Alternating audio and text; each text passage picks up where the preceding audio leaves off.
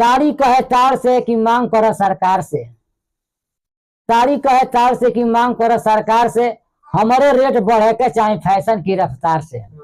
सबसे ऊंचा हम रहीले, सबसे ऊंचा हम रहीले, खिलल करीले झीसा में, हम रही लबना लबनी में, शराब रही शीशा में।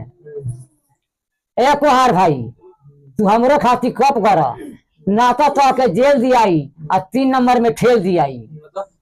मैंने हमरो खातिर कप कर, लोग पीता कप में ढाल के चाय पीता, होटल में जाके शराब पीता, मैंने पैग बना के होगा।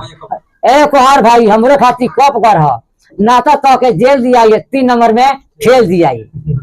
बोतल में होटल के जाए, मैंने बोतल में पैक हम होकर जाए होटल में, बोतल में होटल के जाए, सामने हमारा टेबल रही जगह शराब के बाद मेज कुर्सी लागल बा, वही हमरो खातिर लागल रहो।